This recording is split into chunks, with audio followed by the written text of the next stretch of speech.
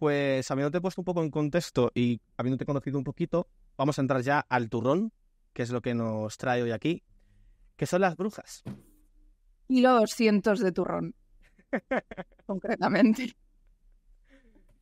Claro, antes fuera de cámaras hemos estado hablando un poquito y me parece muy interesante primero definir qué es una bruja, porque cuando yo hablo y digo bruja, lo primero que a algunos se le puede ocurrir es el típico sombrero, con la escoba, con el gato y abracadabra, etcétera.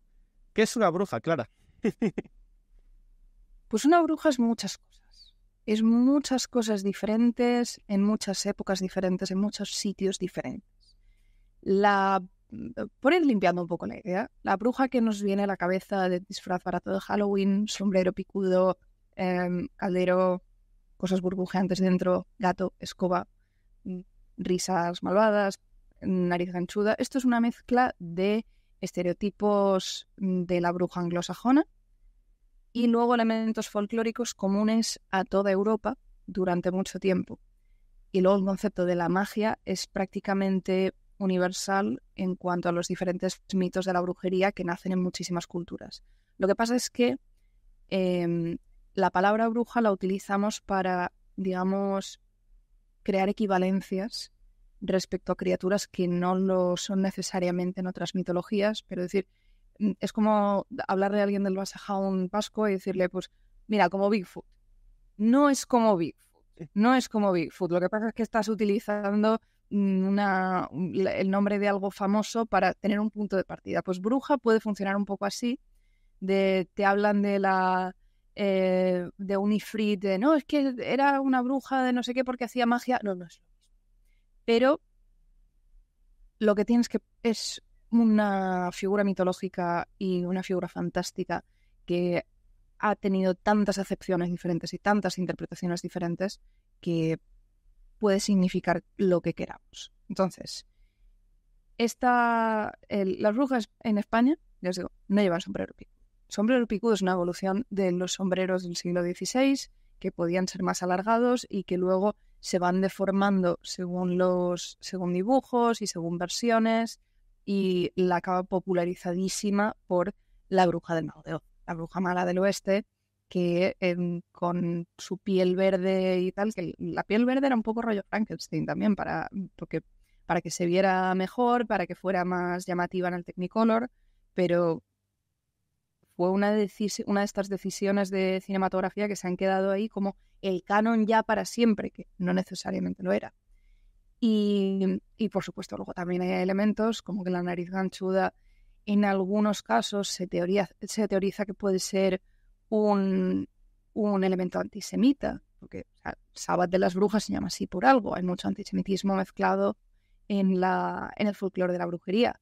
Y aparte también el presentarla como una mujer fea, desagradable, físicamente repulsiva, es la idea de siempre de la deformidad estética, es un reflejo de la deformidad moral. Esto aparece en muchísimos elementos de la ficción, del folclore y de la mitología, pues, la cultura que quieras.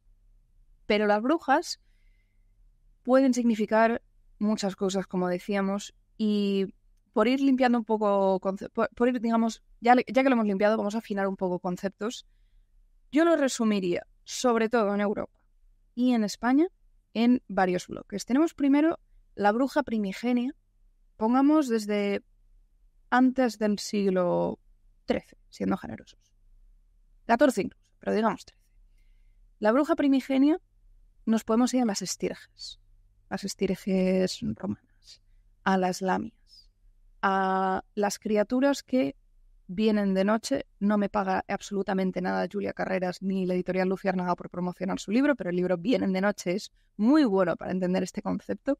Es una criatura malvada, o sea, es como una encarnación del mal, que se aparece de noche, que hace daño, que es dañina porque sí, porque es su propósito, que ataca a los niños, que ataca a los enfermos o que crea la enfermedad de ella misma, y que puede volverse incorpórea, puede convertirse en búho, puede tomar forma física de mujer, pero es de manera ocasional. Entonces estamos ante un ser supernatural.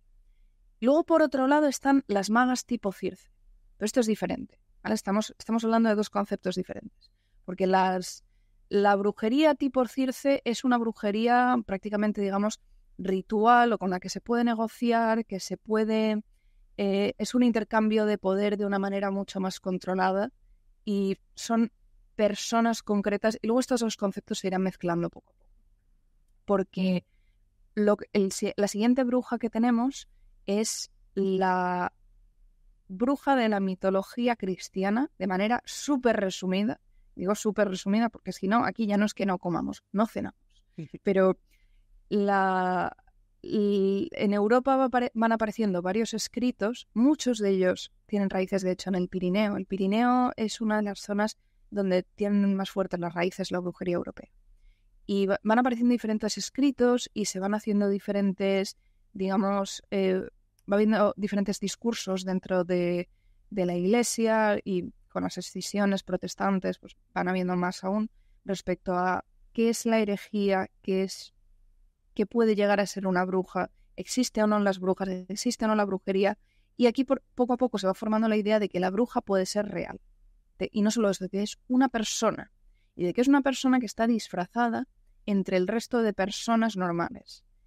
Y dando un paso más allá, además, se pueden reunir entre ellas. Es decir, ya no es una sola criatura de la noche o varias, o no es una sola maga, sino que pueden ser un número considerable de personas escondidas en la sociedad que están haciendo daño desde dentro, que son una contrapartida maligna a la Iglesia y al buen cristiano, y que se pueden buscar, se pueden cazar y se pueden matar. Es decir, es un enemigo que está dentro y que hay que encontrar. Y de aquí es lo que nos dará lo que se llama la brujomanía europea. Grandes cacerías de brujas, las persecuciones y la parte que ha dejado más huella en la historia real. Después de esto, una vez pasa, porque aquí ya hemos llegado al siglo XV, los peores siglos de cacería de brujas serán el XVII y parte del XVIII, pero sobre todo del XVI al XVI-XVII son los peores siglos. Y esto lo digo también porque es importante recordar que no estamos hablando de la Edad Media. Las cacerías de brujas no pertenecen a la Edad Media, estamos en la Edad Moderna. Hemos pasado el Renacimiento incluso. Es algo mucho más reciente. Y después de esto, vuelve a quedar en el imaginario popular, con lo cual vuelven más a los cuentos. Las acusaciones de brujería, aunque según qué zonas pueden seguir siendo peligrosas, decir que ahí vivía una bruja se convierte en algo más de leyenda, de cuento, de folclore popular. Y sí que hay gente que se hace pasar por bruja, pero aquí ya estaríamos hablando de un concepto nuevo que es la hechicera. La persona que hace potingues de dudoso origen y composición para vender por un módico precio esa magia. Entonces estamos enlazando con la hechicera, con la maga original con la que puedes negociar, pues un poco por este mismo camino. Y pasado esto, ya llegamos al siglo XX y encontramos reinterpretaciones modernas de la brujería en las cuales hay elementos de esoterismo, de orientalismo, apropiaciones culturales de todo tipo, intereses por la herboristería, el naturismo, reinterpretaciones históricas, malinterpretaciones históricas. Y hoy en día la brujería significa muchas cosas según quien te esté hablando. Por eso aquí hemos visto diferentes tipos de brujas y por esto es lo que digo, que bruja puede significar muchísimas cosas según la época y según la zona. Vale. Bueno, ya nos hemos dado cuenta, o sea, es fácil como entender de que al final, como con otras historias y tal, todos estos tipos de conceptos y tal se van deformando al final, ¿no? Entre unas cosas y otras. Puede ser por la iglesia o puede ser por Hollywood. La verdad es que es increíble, ¿eh? Cómo se distorsiona tanto todo y te llega una imagen que no es. Pero claro, yo te quiero preguntar concretamente cómo son en España estas brujas, porque mucha gente puede tener la idea de la meiga, ¿no? Que creo que es la más famosa. No sé si tú la considerarías una bruja en concreto o otra cosa aparte, si nos ponemos más concretos. Pues, a ver, desde luego, dentro de lo que son arquetipos mitológicos, yo creo que la meiga se puede meter como una subsección de la bruja. Está eminentemente vinculado al territorio gallego y a su cultura. Y lo que pasa es que en la misma Galicia se ha utilizado de manera muy intercambiable los términos meiga, bruxa o luego están los mouros, que es otra movida, pero meiga, bruxa o la guaxa en algunos casos, aunque eso ya se va más hacia Asturias, sea una figura mitológica concreta. Entonces, estas son en algunos casos brujas buenas o brujas malas. O sea, se podía tener a la bruxa de pueblo, que era una señora, o la mouxa también, si habéis visto el bosque animado, está la mouxa. Y la mouxa funciona como una bruxa y es una persona más dentro de la sociedad de un pueblo, dentro del tejido social, que cumple un papel, que es la persona a quien puedes pedir unos hechizos, una protección de mal de ojo, o que le llegue a echar mal de ojo a alguien, o según la persona igual se niega y ella jamás hará un mal de ojo, lo que hará será quitarlos, o te dará una protección a tus animales. Entonces, es un rol especial que en algunos casos la llaman bruxa, en otros casos la llaman meiga, y a veces se van intercambiando un poco esas palabras. Pero el concepto de que exista la meiga en particular, eso es de Galicia, igual que la sorguina, es de Euskadi. Claro, hablando con Javier Prado sobre esto un poco, me di cuenta de que, bueno, en toda la zona del norte sí que hay como una figura de la bruja en general, ¿no? Que podríamos decir que es... a ver cómo lo digo sin que suene muy tal, de un origen más ibérico, vamos a decir así, y sin embargo cuando te vas yendo para el sur, muchas veces cuando se habla de bruja, la gente está refiriendo a alguien musulmán. Sí y no. A ver, hay que recordar que cuando nos referimos a seres mágicos de todo tipo, en muchos casos estamos hablando de lo otro, el otro, el concepto de otredad, que es diferente, el que se sale de la norma. Entonces, en muchas leyendas, sobre todo el sur de España, por motivos obvios, el otro es el musulmán. Claro. Y luego es el moro. Y el moro es mágico. Y los tesoros de las moras encantadas, las cuevas de los moros, las leyendas de los moros. Para mí la mayor representación de esto, bueno, no es en el sur, pero cerca de mi pueblo, en Burgos, a una persona que le preguntaron un puente, que era un puente del siglo XV, una cosa así, que había, que le preguntaron de qué época era, de dónde había salido, y dijo, esto era de los moros, vino Franco y se lo dio a los jesuitas. Ya, esto era de antes, era de los moros. Antes de 1800 era de los moros. Entonces es un término vago para meter todo lo que es de los otros y en algunos casos de lo que es mágico. En Galicia están los mouros, que aunque hay una raíz ahí también, el concepto de los mouros es un poco diferente porque es también la otra gente, pero no es los moros que estuvieron aquí, sino es otra gente que vive en las colinas, un poco como los Shi de Irlanda. Y luego están los gentiles en Euskadi, están pues, los minairons, incluso se puede referir en algunas zonas del Pirineo.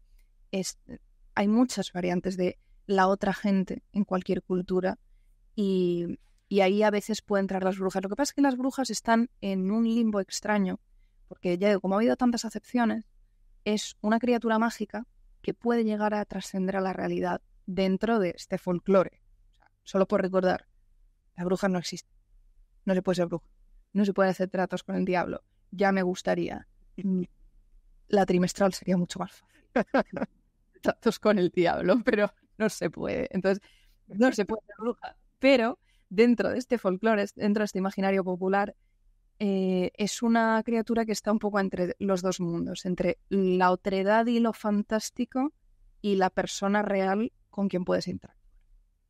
Claro, en el caso de... Bueno, ya hemos hablado un poco de las meigas. Eran señoras que tú podías ir a hablar con ellas, ¿no? O le podías pedir pues un ungüento para no sé qué. Serían más bien las brujas, pero sí. Las meigas eran como la versión un poco más salvaje y más malvada, lo que era la bruxa primigenia.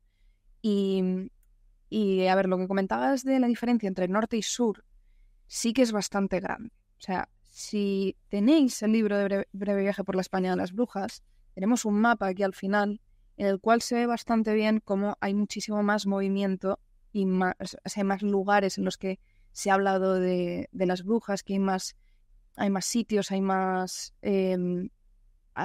hay más, digamos, hay más leyendas y movimiento cultural respecto a esto por territorio que en el sur. O sea, hay muchos pueblos en el sur también. Montilla, Ciudad de Brujas, Yecla también en Murcia, en la Alpujarra también había, en Sevilla, los Arenales de Sevilla. Hay muchos sitios, pero están mucho más espaciados, están mucho más repartidos. Mientras que te vas al norte es la bruja de este pueblo, la bruja del pueblo al lado, las leyendas de este sitio, las leyendas del otro. El Pirineo, cada topónimo diferente tiene unas brujas asociadas. De las brujas del dolmen de no sé qué, las brujas de esta cueva, las brujas de este castillo, de esta torre, de este tal, todo, por todos lados había brujas. Entonces, esto viene en gran parte por la proximidad al Pirineo, porque es como comentaba, es una de las zonas donde el folclore de la brujería está más arraigado. Julia Carreras tiene una manera de referirse a esto que me parece muy acertada, que es que la brujomanía, es decir, la epidemia de cacería de brujas, la fijación de repente y la expansión cultural del concepto de que hay que perseguir a las brujas es epidémica y funciona como una epidemia, tal cual. Mientras que la brujería es endémica en algunos lugares. Estamos hablando de la diferencia entre un boom cultural, y en este caso no tanto cultural, sino, me corrijo, social, y un elemento folclórico tradicional que forma parte de la conciencia popular en diferentes sitios. Y esto en el norte está mucho más arraigado. Y la idea que hay de la bruja, aunque pueda existir una figura que sea la bruja, por eso digo que se complica un poco, aunque pueda existir figuras reales de personas a las que se puede acudir, y ha habido gente con nombre y apellidos que se ha ganado una fama como bruja, en el sur hablamos mucho más de hechiceras. De personas, lo que comentaba, de gente que ya establece más un negocio y que ya no es la bruja de te voy a quitar mágicamente un mal de ojo, que también, sino de muchas pociones, muchos amarres, y funcionan un poco más como la mafia. O sea, la bruja del norte es más la panadera del pueblo de una persona más que tiene que ocupar esto. Las del sur son un poco mafia. También son un poco Mari Carmen y sus muñecos. Son muy graciosas algunas, pero son más la mafia. ¿Y hay algún punto? Bueno, yo como madrileño soy un egocéntrico y quiero abarcar siempre todo. ¿Hay algún punto? Rutas más interesantes a tan solo 15 minutos de Madrid. Exacto.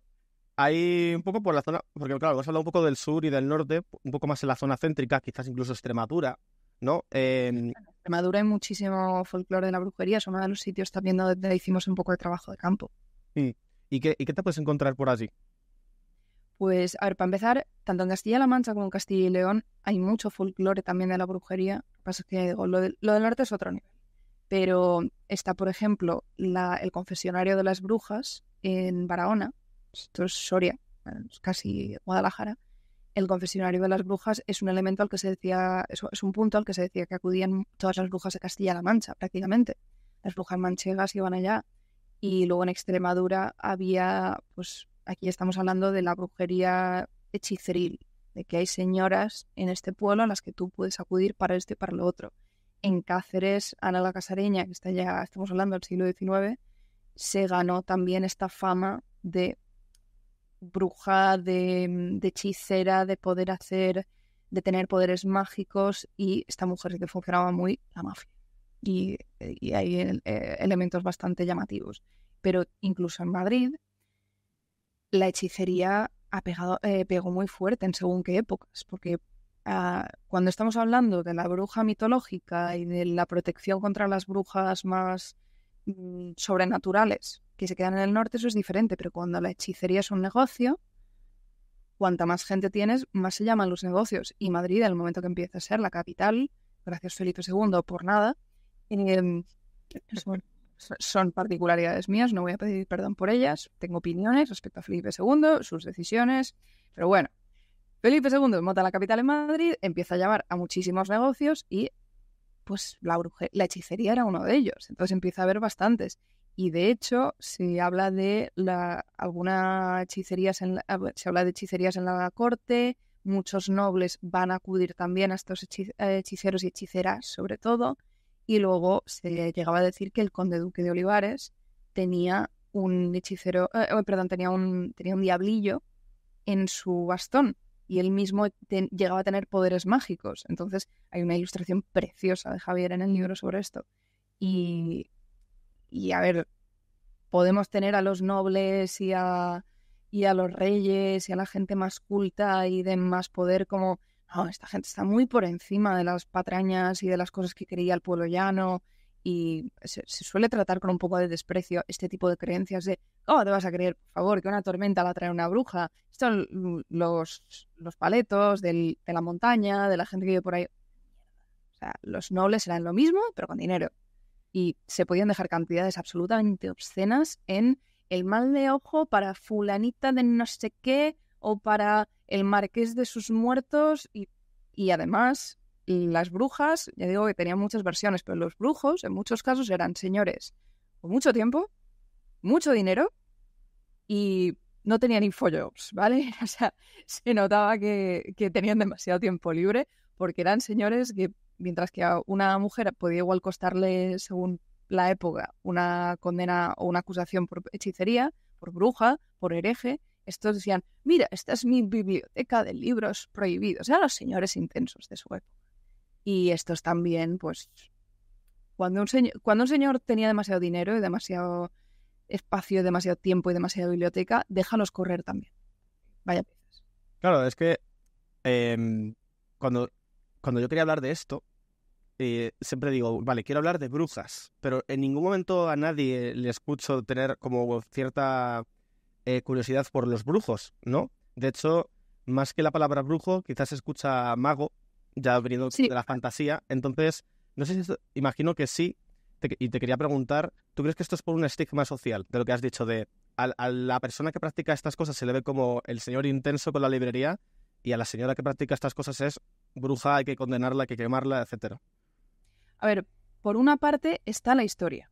Es decir, las mujeres en las que se ha referido como brujas y la idea general de la bruja, con sus muchas variantes, sus muchas épocas, en general era una mujer que podía vivir al margen de la sociedad, que podía tener unos poderes que podían ser peligrosos, en algunos casos se podían comprar esos poderes, pero era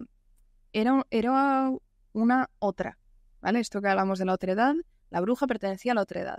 El mago un poco también, pero era una persona con poder. O sea, cuando pensamos en un mago, pensamos en los magos de la corte, los magos a los que acudir, era más un hombre sabio. Entonces aquí hay muchos elementos mezclados, diferentes. Hay muchas interpretaciones culturales que se van mezclando y según a lo largo de diferentes épocas hay un interés por diferentes culturas. Por ejemplo, cuando a lo largo del 19, con los prerrafaelitas, que vuelve a haber un interés bestial por el ciclo artúrico, Merlín, bueno, figura tremenda de referencia, y Merlín es bueno, y Morgana es mala. Y luego hay un elemento de misoginia aquí, obviamente, de señor y señora haciendo exactamente lo mismo. Las mujeres cocineras es lo que toca. Los hombres cocineros, estrellas, leyendas. Y esto es ahora y también era antes. En el siglo XIX los ricos tenían cocineras, los ultra ricos tenían cocineros de renombre. Pues lo mismo, igual que en la sastrería, igual que en todo. Entonces, tiene sentido que ya que esto es una cosa que pasa mucho, que en mitología, y en leyendas, en figuras mitológicas podemos ver un reflejo de la realidad, de cuando alguien cree en una figura mitológica y la describe, está reflejando cómo ve el mundo, está reflejando qué es lo que le da miedo, está reflejando qué es lo que admira, qué es lo que desea. Y quieras que no, si una sociedad es patriarcal y tiene un punto de misoginia y está hablando de figuras con poder, pues que es un hombre con poder y que es una mujer con poder, va a haber diferentes interpretaciones. Claro. Es verdad lo que dices tú que... Mi favorita en este caso son los brujos y los magos de Pratchett. Ah, bueno, claro. Que las brujas van con botas de montaña y están arremangándose todo el día y haciendo cosas, y los magos se dedican a meter mierda a unos de otros en la universidad, ponerse las botas y ocasionalmente dar alguna clase. Luego hablaremos de figuras históricas. Es verdad que yo te había preguntado por brujas, pero bueno, si luego también quieres comentar brujos... Hombre, Hubo alguno, pero en general, aunque había personas que, según una escala moral, podemos decir como, bueno, pues esta es una buena gente, esta persona era inocente de lo que se le acusó, este era un poco trepa, esta señora era un poquito hija de puta, pero mira, tenía una gracia para el tema que se lo voy a perdonar. En general, los señores que fueron acusados de brujos, o estamos hablando del caso de Zugarramurdi, que aquello fue un despiporre y cualquiera que pasaba por ahí fue acusado, o eran señores... Es lo que he llamado cariñosamente la galería de hijos de puta de la historia, que esto luego ya ha ido derivando en interpretaciones personales y en unas hipótesis que me llevan unos meses comiendo la cabeza y que me acabaré haciendo la carrera de antropología porque no tengo claras mis prioridades. Pero mientras que las señoras podían ser muy malas puntualmente, lo de ser la mafia, ser una hechicera y decir y utilizarlo como amenaza, los señores... Hay casos muy desagradables. He leído cosas que me habría gustado no leer, la verdad. Y han salido impunes, al contrario que otras... En muchos casos sí. Vale. O en algunos casos, a ver, algunos casos no, y algunos acabaron condenados, algunos acabaron exiliados. En algunos casos muy puntuales acabaron incluso en la hoguera, pero muchos hombres se aprovechaban del poder que les daba esa posición en ese momento. Y ya te digo, he leído cosas muy desagradables. Bueno, luego hablaremos un poquito más de la Inquisición, Claro. ¿no? Y de toda esta cacería. Pero antes de seguir por allí, te quería preguntar si, bueno, en general todas las brujas que podemos encontrar en la península ibérica, tanto las del sur como las del norte, el centro, aunque ya hemos visto que tienen, pues quizás una diferencia social, ¿no? Para lo que es cada una, si se diferencian en algo con el resto de brujas europeas, porque ya sabemos que quizás si te vas, pues yo qué sé, al norte de Europa, utilizan rituales como runas, si te vas a África, pues está, creo que era el tema del vudú. ¿En España hay alguna cosita en concreto que usemos nosotros, con rituales y algo que sea muy típico de aquí? A ver, siempre hay muchísimos elementos en común a lo largo y ancho del mundo en general, en cuanto hablamos de magia y de lo que es una bruja, con todas sus excepciones. En Europa particularmente, el hecho de que se extienda una persecución dentro de lo que es la brujomanía unifica un poco algunos motivos por los cuales se persiguen a las brujas. Gracias a el Maleus Maleficarum, sobre todo, que coincide con la invención de la imprenta, por desgracia, y se convierte en una guía de qué es una bruja, qué puede hacer una bruja, cómo se la persigue y todas sus consecuencias. A mí, personalmente, me gusta referirme al Maleus Maleficarum como la primera instancia de dos pavos haciendo un podcast innecesario que nadie les había pedido, con terribles consecuencias. Espero que no se Y note. No, yo creo que está muy bien y que da cosas muy interesantes, pero creo que sabes al tipo de podcast al Sí, cual pues, me estoy joder. refiriendo.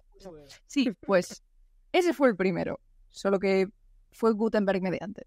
Pero este punto establece bastantes elementos en común y, digamos, unifica un poco, que luego eso se va a ir repitiendo, repitiendo, repitiendo, aunque siempre hay variantes locales. Entonces, quizá no veo a todas las de España unificadas, porque sí que, a ver, esto es una cosa que pasa mucho, vivimos en un país extremadamente diverso a nivel cultural.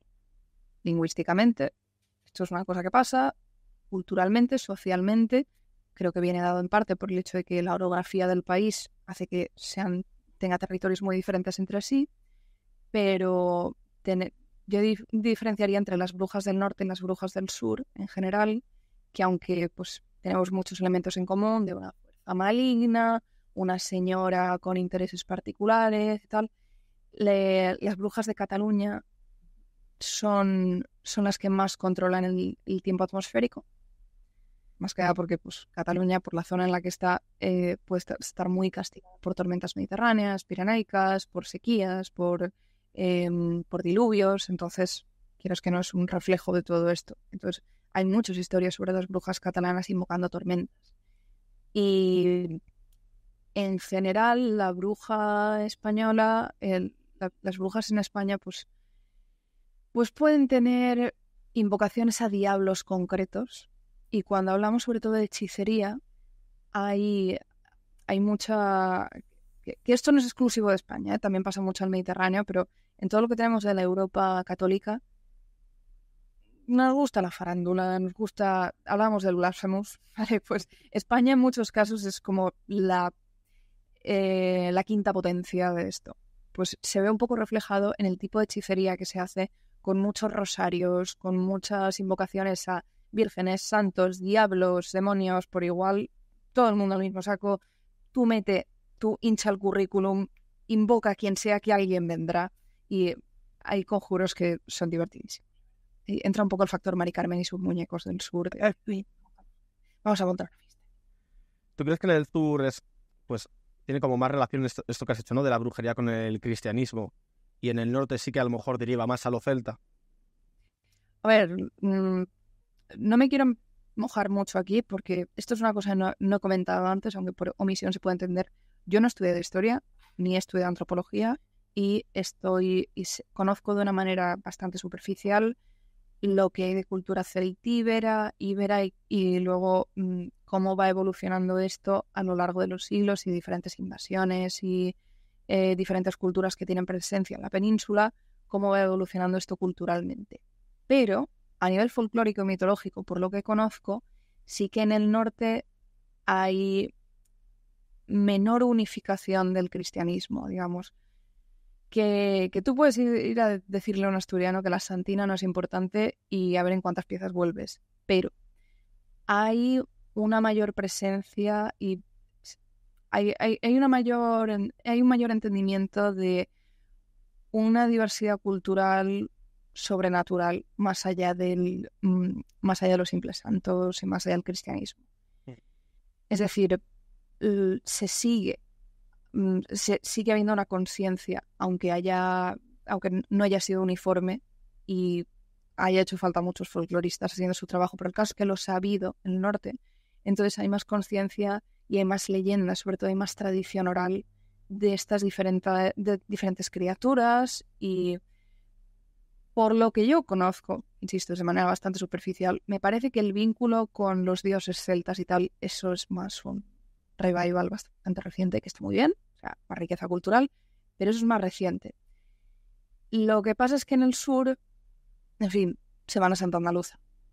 Es catolicismo saco, pero que, en fin, que es un catolicismo que es muy politeísta. O sea, los santos, Padre, el Hijo, el Espíritu Santo, las 14.000 vírgenes, las cofradías, no, es el Cristo no sé qué, el Cristo de los faroles, el Cristo con campanillas, el Cristo de tal, la carroza de la muerte, la pasada, en fin, que sigue siendo una concepción de... Me estoy liando un poco, pero lo que quiero decir es que cada grupo cultural va a seguir haciendo sus reinterpretaciones. Y al final cada persona incluso va a seguir haciendo sus reinterpretaciones de la religión.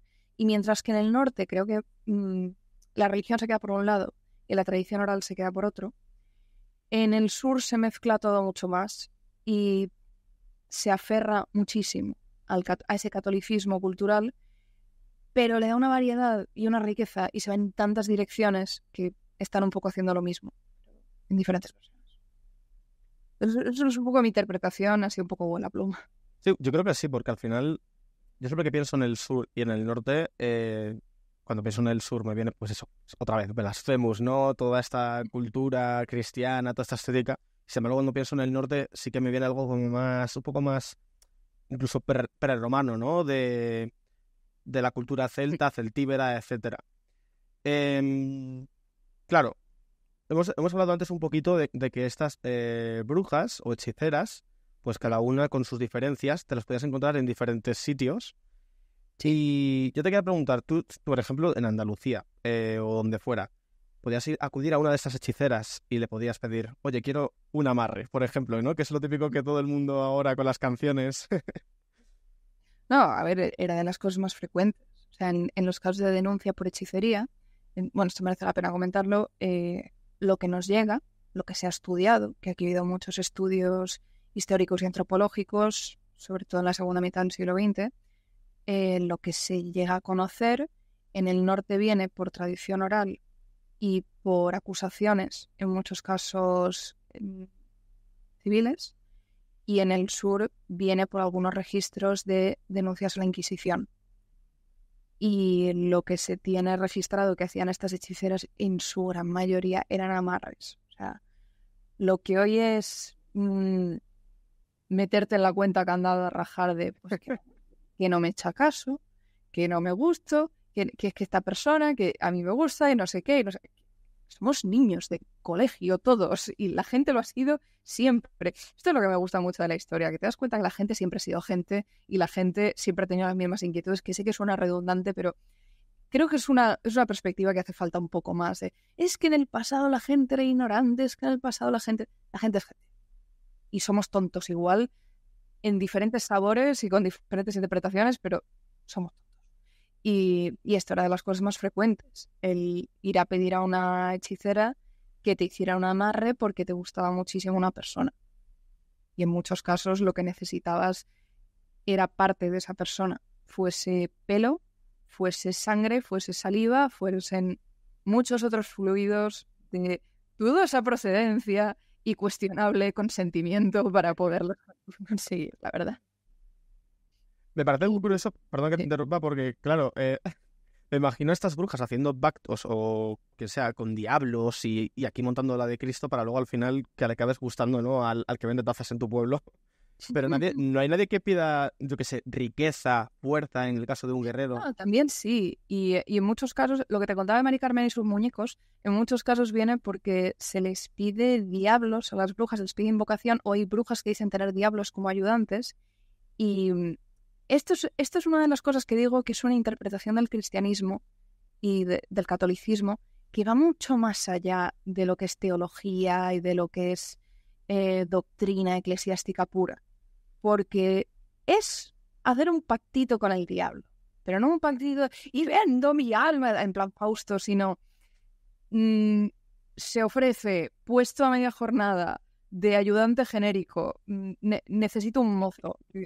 No hay mozos en el pueblo, pues voy a invocarme un diablillo que va a estar trabajando, y esto es lo mismo que esbarruguets en Ibiza, los Gatzagorri en Euskadi, los Minairons en el Pirineo, los duendecillos, los leprecaun, a quien le suene más, que es el tener un duendecillo al que le puedes ir endosando cosas y que le puedes pedir, los trasgus en algunos casos, los trasgus son un poco más capullos, pero bueno, según la versión. Entonces, sobre todo en el sur, como lo que tenemos como sobrenatural y mágico al final es el cristianismo, pues te vas a invocar diablillos. Igual que le puedes poner una vela a un santo, pues igual le dices a un diablo, o sea, el invocar a un santo porque has perdido cosas, joder, es lo mismo. Solo que en este caso, pues estás viendo si puedes conseguir un diablillo ayudante. Y esto era una de las cosas que se les pedía también a las hechiceras. ¿Eran fácil de encontrar? Porque serán como sociedades secretas. No. A ver, las sociedades secretas son una cosa del siglo XIX de gente con pasta y tiempo. Vale. Y lo que son los aquelarres, o sea, lo que se habla de que hay una secta de brujas. Esto es una terminología además utilizada por inquisidores, sobre todo en el siglo XVI y en el XVII. Esto es más del norte. La idea de hay una red aquí de personas ocultas que están entre nosotros. Esto es un tema de acusaciones muy serias de reuniones en aquelarres, en conventículos de brujas. Pero en este caso no es tanto que hubiera una en cada pueblo, como que en algunos pueblos en concreto podía haber más. Sí. Montilla era uno de los más famosos en Andalucía, y en algunos sitios en concreto, cuanta más gente había, es decir, en poblaciones más grandes, Sevilla, en Granada, en Córdoba, a más población, más probable era que hubiera alguna hechicera, pero era más que algunos pueblos se ha quedado más la fama y la leyenda. Entonces, digamos que ahí pudo llegar a haber una hechicera que se hizo muy famosa y ahí ha quedado un poco la leyenda. Entonces, podían venir otras después que aprovecharan esta fama que había quedado de pueblo de brujas. Pues aquí estoy yo, que ahora mismo estoy yo como la bruja del pueblo, la hechicera del pueblo, la de turno. No, es una cosa que te iba a preguntar, porque al final, para que hayamos hecho esa transición, ¿no? de tipos de brujas, se ha tenido que transmitir de alguna forma. Claro, esto, por un lado, en muchos casos estamos hablando de transmisión oral, son relatos orales que se va quedando, es parte del folclore popular, folclore, recordemos, es conocimiento del pueblo. Entonces, esto se va transmitiendo oralmente durante siglos. Pero cuando estamos hablando de casos reales, aquí ya quedan registros históricos, que luego se deforman como cualquier otro hecho histórico. O sea, hay muchísimos hechos históricos de los que tenemos una versión completamente distorsionada, pero la tenemos. Y conocemos, o sea, te digo Trasmoz. Trasmoz se hizo famoso sobre todo por Becker, pero Trasmoz tenía fama ya de pueblo de brujas. Y en realidad esto vino porque durante una época estuvieron acuñando moneda falsa, creo que venía en el siglo XIII ya, o XIV, estuvieron acuñando moneda falsa y empezaron a decir que los ruidos que se oían de noche, no, es que brujas, sí, van a ser las brujas, esto que estás oyendo, sí, no está pasando nada aquí, señora gente. Entonces, entre esto y piques varios, acabaron excomulgando al pueblo entero y se ha quedado la leyenda de pueblo de brujas. Sí. Y aquí viene una mezcla de hechos históricos, ficción que viene después, y entonces, según la zona va variando mucho. Pero en el sur, sobre todo, estaba vinculado a casos reales, gente que de verdad existió. En el norte es más una mezcla de que las acusaciones estuvieron mucho más extendidas, de folclore popular y de tener muchos topónimos concretos y muchos accidentes geográficos vinculados a las brujas, de el Pla de las Bruixes, la Piedra de las Brujas, el Pico de las Brujas, no sé qué, esta montaña, aquí hay brujas, aquí también, aunque no lo lleven el nombre, simplemente por lo que ha calado en el folclore. Entonces, es una mezcla, según la zona, en mayor proporción de tradición popular y hechos históricos deformados. Es que, claro, me parece muy curioso que incluso hasta el día de hoy hayan llegado ciertas tradiciones. Bueno, estuvimos aquí hablando con Zarimod sobre la Wicca y te registra un poco más de este rollo. Pero, jolín, incluso mi abuela hace como cosas para el mal de ojo, el asiento, que son como... Claro, porque por un lado está la brujería de, ojo, cuidado, la bruja es un ser muy peligroso que es capaz de invocar al mismo diablo. Es una persona capaz de desatar el mal terrible sobre la tierra. Y está muy lejos de este tipo de, pues que sea un amarre, que sea un mal de ojo, que sea un no sé qué, una protección, que esto es más folclore de ir por casa y tradiciones de ir por casa que lo seguimos haciendo. Esto todo el mundo tiene sus pequeños rituales y sus supersticiones, que puede ser más o menos consciente de ellas o puede practicarlas más o menos activamente. Pero por esto digo que bruja puede significar muchas cosas. O sea, tenemos por un lado un ser casi mitológico, o que las implicaciones de ser acusada de bruja son terribles, o pues niño, te pongo este alfiler porque tal, protección del mal de ojo. O te pongo esto, un amuleto. ¿Por qué? Por si acaso. Yo no creo, pero. Yo en esto no creo, pero por si acaso. Una velita, un no sé qué, una estampita, un rosario, una figa, una pata de tejón, lo que toque.